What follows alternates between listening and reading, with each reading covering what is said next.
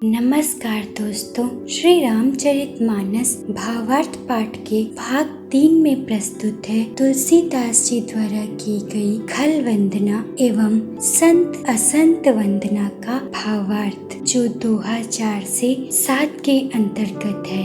गोस्वामी तुलसीदास जी कहते हैं, अब मैं सच्चे भाव से दुष्टों को प्रणाम करता हूँ, जो बिना ही प्रयोजन अपना हित करने वालों के भी प्रतिकूल आचरण करते हैं। दूसरों के हित की हानि ही जिनकी दृष्टि में लाभ है, जिनको दूसरों के उजड़ने में हर्ष और बसने में विषाद होता है, जो हरि और हर के यश रूपी पूर्णिमा के चंद्रमा के लिए राहु के समान है। अर्थात जहाँ कहीं भगवान विष्णु या शंकर जी के यश का वर्णन होता है, उसी में वे बाधा देते हैं और दूसरों की बुराई करने में सहस्त्रबाहु के समान वीर हैं, जो दूसरों के दोषों को 1000 आँखों से देखते हैं और दूसरों के हित रूपी घी के लिए जिनका मन मक्खी के समान है।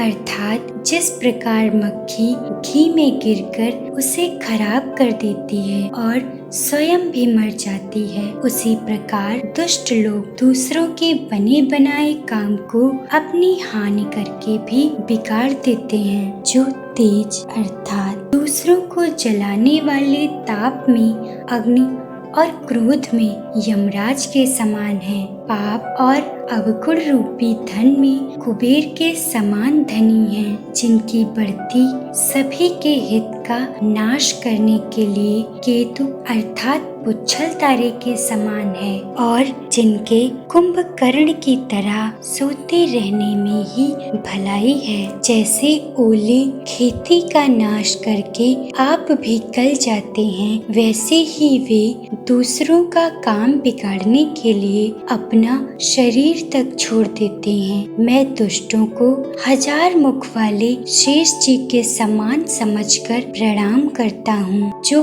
पराये दोषों को 1000 मुखों से बड़े रोष के साथ वर्णन करते हैं। पुनः उनको राजा पृथु अर्थात जिन्होंने भगवान का यश सुनने के लिए 10,000 कान मांगे थे के समान जानकर प्रणाम करता हूँ, जो 10,000 कानों से दूसरों के पापों को सुनते हैं, फिर इंद्र के समान मानकर उनकी विनय करता हूँ। जिनको सुरा अर्थात मदिरा नीकी और हितकारी मालूम देती है, अर्थात इंद्र के लिए भी सुरानीक अर्थात देवताओं की सेना हितकारी है।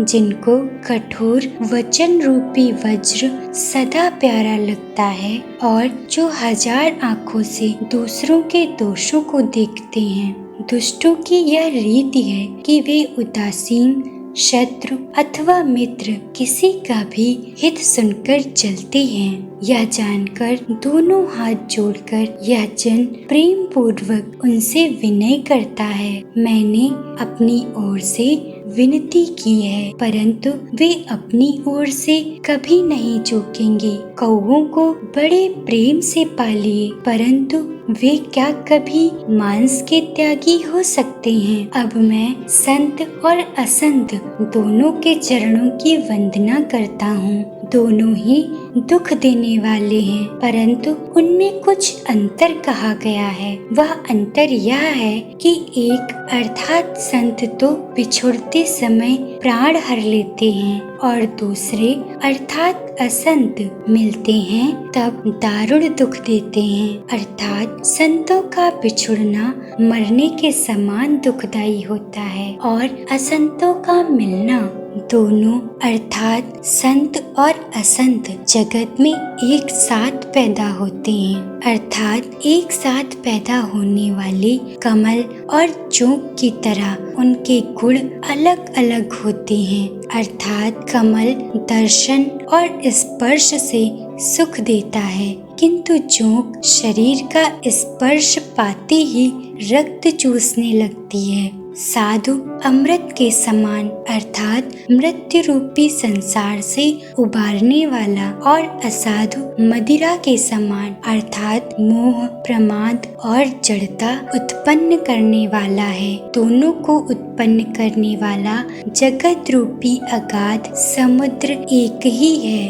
अर्थात शास्त्रों में समुद्र मंथन से ही अमृत और मदिरा दोनों की उत्पत्ति बताई गई है। भले और बुरे अपनी अपनी करनी के अनुसार सुंदर यश और अपयश की संपत्ति पाते हैं। अमृत, चंद्रमा, गंगा जी और साधु एवं विष, अग्नि, कलयुग के पापों की नदी अर्थात कर्मनाशा और हिंसा करने वाला व्याध, इनके गुण अवगुण सब कोई जानते हैं, किंतु जिसे जो भोगता है उसे वही अच्छा लगता है। भला भलाई ही ग्रहण करता है और नीच नीचता को ही ग्रहण किए रहता है। अमृत की सराहना अमर करने में होती है और विष की मारने में। दुष्टों के पापों और अवगुणों की और साधु के गुणों की कथाएं दोनों ही अपार और अथाह समुद्र हैं। इसी से कुछ गुण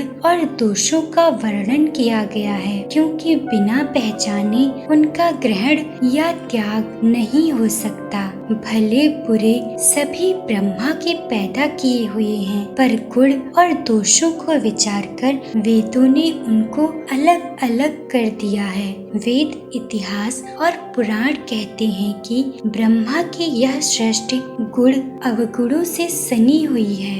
दुख, सुख, पाप, पुण्य, दिन, रात, साधु, असाधु, सुजाति, कुजाति, दानव, देवता, ऊंच नीच, अमृत, विष, सुजीवन अर्थात सुंदर जीवन, मृत्यु, माया, ब्रह्म, जीव, ईश्वर, संपत्ति, दरिद्रता, रंग, राजा, काशी, मगध, गंगा, कर्मनाशा, मारवाड़, मालवा, ब्राह्मण, कसाई, स्वर्ग, नरक, अनुराग, वैराग्य, ये सभी पदार्थ ब्रह्मा की सृष्टि में हैं। वेद शास्त्रों ने उनके गुण दोषों का विभाग कर दिया है।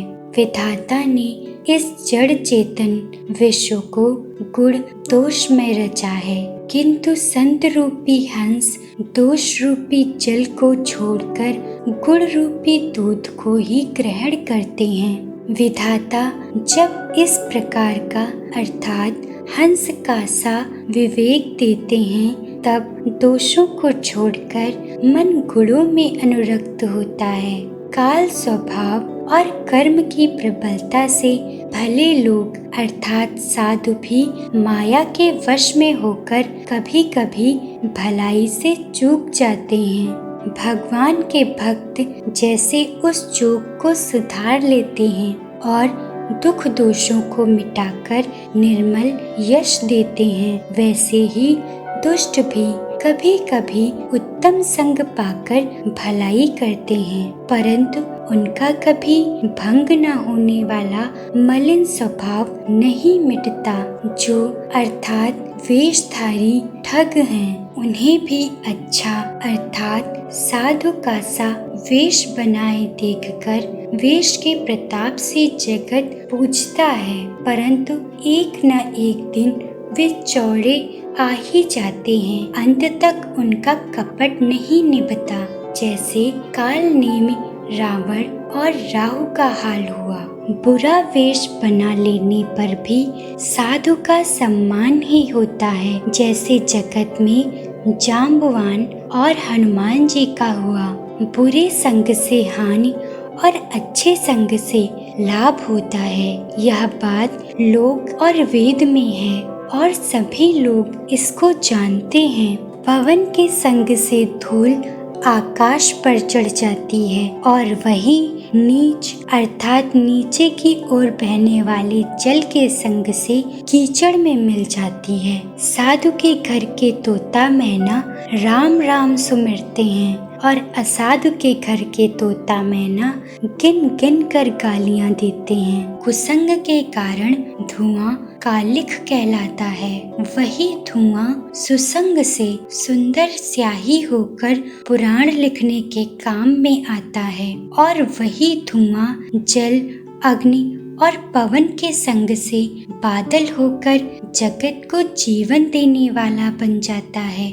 ग्रह, औषधि, जल, वायु और वस्त्र ये सब भी कुसंग और सुसंग पाकर संसार में बुरे और भले पदार्थ हो जाते हैं। चतुर और विचारशील पुरुष ही इस बात को जान पाते हैं। महीने के दोनों पखवाड़ों में उजियाला और अंधेरा समान ही रहता है, परंतु विधाता ने इनके नाम में भेद कर दिया है, अर्थात एक का नाम शुक्ल और दूसरे का नाम कृष्ण रख दिया है। एक को चंद्रमा का बढ़ाने वाला और दूसरे को उसका घटाने वाला समझकर जगत ने एक को सुयश और दूसरे को अपयश दे दिया। आगे का भावार्थ सुनने के लिए हमारे चैनल को सब्सक्राइब और वीडियो को लाइक अवश्य करें।